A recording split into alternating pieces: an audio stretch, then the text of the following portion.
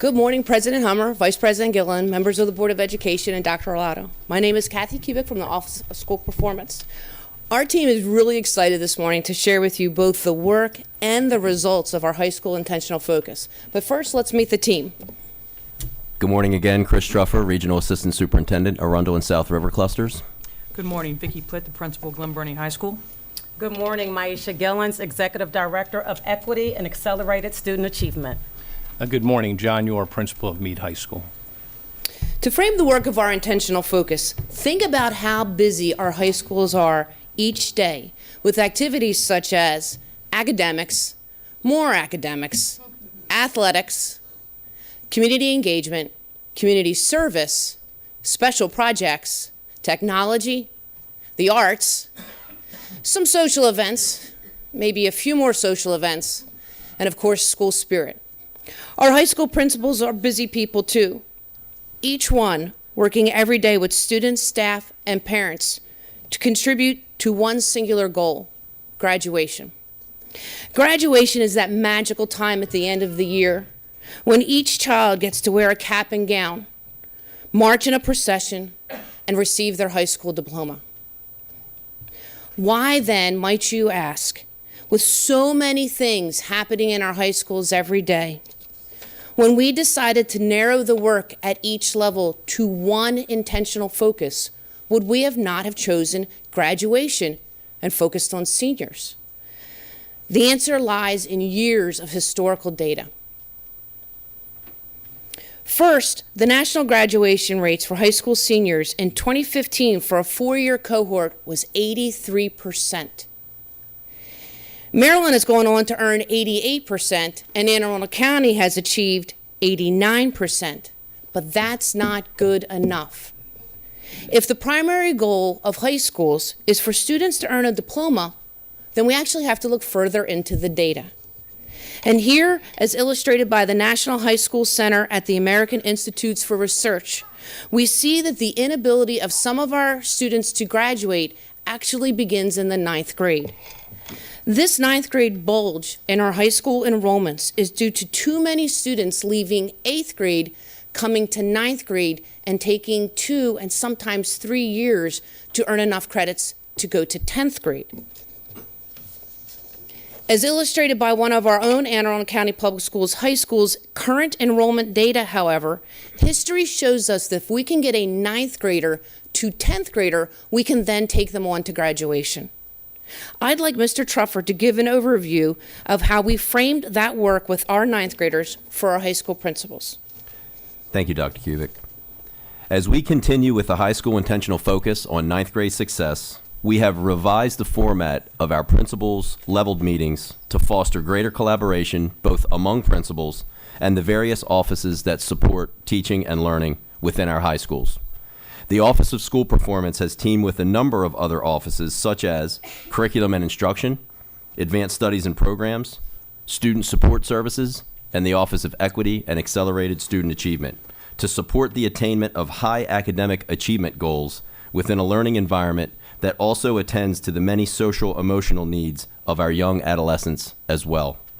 In alignment with our intentional focus goal, we have sought to increase sharing of ideas across our schools that strengthen our collective work with 9th graders, and have now developed a format that will allow principals to see each other's classrooms and schools and to observe teachers to better understand how to best energize 9th graders with engaging instruction that is both rigorous and developmentally appropriate.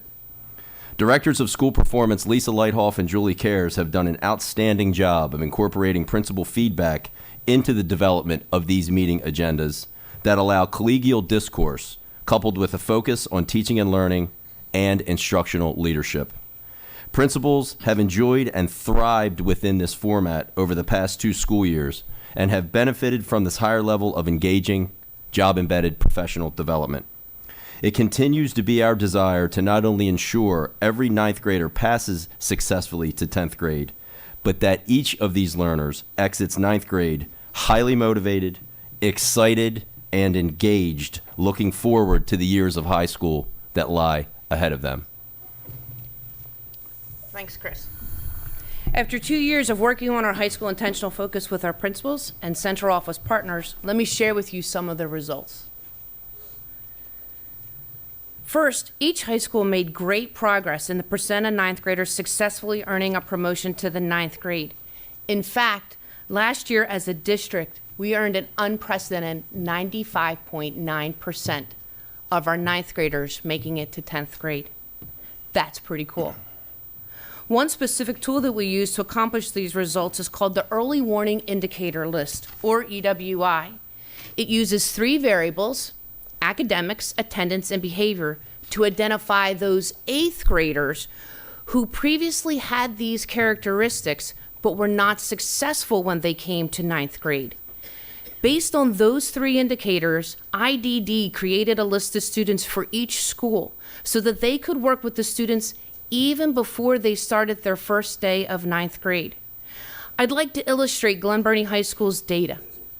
They had last year 191 students on their EWI list. 191 students who shared the same characteristics of students before them who were not successful. But with new structures and practices, 159 of those 191 did go on and earn a promotion to 10th grade. Ms. Blitt, can you share your story? Thanks, Dr. Kubik. Systems thinking at Glen Burnie High School focuses on how we can best meet the needs of our students. This current school year, we have 416 EWI students. That's approximately 70% of our freshman class. And because of that, we categorized our students into a tiered system to best meet their needs. Students were identified as either Tier 1, 2, or 3 based on the number of indicators they were presented. We currently have 15 students in our Tier 3, which includes all of the indicators. We have 186 students in Tier 2, and 215 of those students in Tier 1. We created an action plan that includes a variety of supports to ensure student success and promotion to the 10th grade. Our action steps include monitoring data daily, engaging and communicating with students and families, recognizing good and improved student behavior, providing personal outreach, and removing barriers so that students have a higher possibility for success. Most of our students in Tier 1 have multiple school absences, and because of that, a cluster and school-wide approach was developed to address attendance concerns. We have scheduled attendance competitions, attendance assemblies, and incentives are being implemented at Glen Burnie High School. Student input is being used to develop high-interest, student-centered activities. Our Tier 2 students have multiple school absences and course failures. These students receive additional supports, including meeting weekly with a mentor to monitor performance and attendance. School counselors monitor attendance and grade sheets, and they plan scheduled meetings with struggling students to clarify expectations and listen to the student voice. We also have scheduled and monitored embedded supports, such as in-school learning labs, our flex period, Monday after-school support, and our National Honor Society tutoring. Our Tier 3 students need the most intense supports. They receive the same supports as Tier 1 and Tier 2, but in addition, they meet with their assigned administrator on a daily basis and our Alt 1 teacher. We also have implemented in our school improvement plan various professional developments to support teachers with this type of student. Last year, Glen Burnie High School, under this plan, had the highest increase in the county, with 3.5% of our students increase in the graduation from the previous year. Thanks, Vicki. Dr. Gillens, can you add how your office is supporting all students at the district level? Yes, thank you, Dr. Kubik. I will speak to the tenets of District 203. District 203 represents a whole child approach that supports student achievement. I will highlight a few of the tenets to demonstrate how District 203 takes that whole child approach. The growth mindset tenet focuses on perseverance, process praise, goal setting, reflection, and the power of yet. Knowing the stories tenet focuses on making connections and building relationships. And the Be Nice tenet focuses on being kind, respecting differences, and being empathetic towards others. The district's early dismissal days are devoted for professional development around empathy, which supports the Be Nice tenet. The Office of Equity and Accelerated Student Achievement chose empathy because it is important for educators to actively attempt to understand another person's perspective, emotions, and reality. Our children come to us from all walks of life and have had a wide range of experiences. When we begin to understand the whole child, then we can address their individual needs. Empathy supports our work around equitable practices, making sure that each child is receiving what they need academically, socially, and emotionally. Thanks, Maisha. Finally, let's take a look at how the idea of an intentional focus for a high school became an actual reality for some of our most valuable students at Meade High School. Mr. John Yor. Thank you. Several years ago, our team examined data related to graduation rate, even before the county made ninth grade an intentional focus. Many years of data indicated we were losing students during their first year of high school. If graduation rate was significant, and it is, we had to do an infinitely better job during our students' first year of high school. I told my staff, if we were going to lose better than 18% of our students, or rather nearly a fifth of our ninth grade students, the issue rose above an educational issue. I called this mission a moral imperative, to immediately do something different, something bold, something which is right and good for students. We created a cohort and called it our Mustang Stable. Since then, the acronym has come to mean Success Through a Balanced Learning Environment. The cohort was created to address the academic, social, and emotional needs of our most at-risk incoming freshmen to ensure their success and promotion to 10th grade. Some of the early warning indicators we included at that time included GATE scores, referrals, suspensions, attendance, and grades, and of course conversations with key middle school staff. Our original data indicated the selected students might earn 2 to 4 credits based on prior data. However, 80% of those students earned all 8 that year, and 93% earned credits required to become a 10th grader the following year. That year, which was 1 year earlier than Ms. Plitt just referenced, we had the largest increase in 10th grade promotion rates from 85.52% to 93.03%. This past year, we saw similar results rising to 93.86%. If there is any concern that the standards are compromised, last year our stable students outperformed my 9th grade on the humanities benchmarks. While we continue to address many issues at Meade, our intentionality around 9th grade is making a difference, and that difference can be seen in the faces of our students. We've shared with you the impact of the intentional focus on the district and on schools. We'd like to end with sharing with you the impact on Thomas and hearing Thomas' story.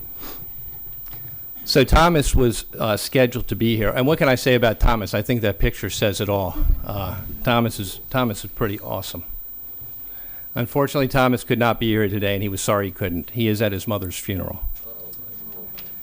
Thomas will tell you, if it had not been for the stable, he would not have been as successful. However, he does have resiliency about him that's hard to predict that. I only allowed the best and most compassionate and empathetic teachers and a coordinator that I could find to be part of the stable, that first stable teaching team and that team. I'm going to tell you a little story and I'll connect it to Thomas. Miss Plitt became an honorary member of our team. If you do not know, Miss Plitt is a Meade alum, and I believe still the only freshman to hit a home run out of the park on the softball field. That first year we started the stable, she and I were doing an observation of the stable. She came over, and during that observation, she met Thomas. She gravitated to Thomas for, I believe, at least 2 reasons. One you can see in the picture, and the other was because he had some Dallas attire on, which I have since banned.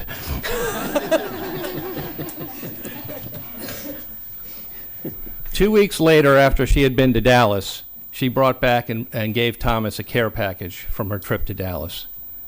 And that's the reason I'm pointing that out, is the relationships matter. Students do not care how much you know until they know how much you care. And that is a foundation of the stable. I told my entire staff 4 years ago when we started this conversation that the stable was never intended to simply be about a cohort of ninth grade students. All students deserve to be in a place where they are valued and respected for who they are, and a place where no one will give up on them. This had to become simply the way we did business at Meade.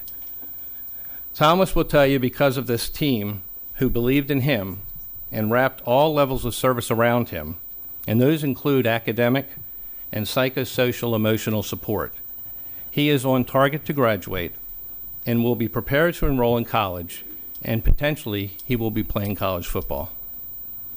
Thomas has earned honor roll a couple of times, and he has conveyed sincere appreciation for the love and support he has received from the Meade family.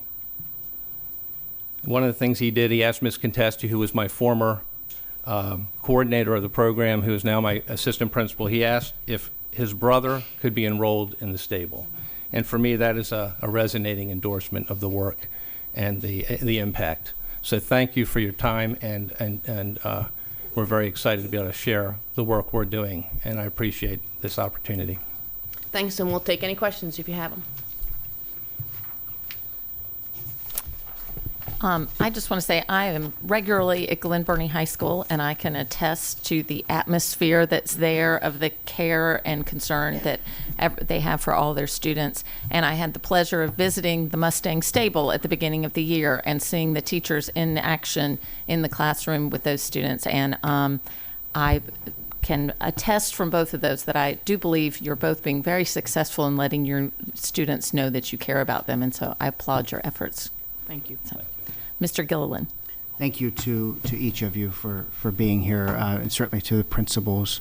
But Mr. Yor, there's some things we're certainly not able to say out here that would be inappropriate for us, but this board knows what you've been doing the last few days, and on behalf of the board, I just want to thank you for all that you're doing to help our students, to help their families during this time. So thank you.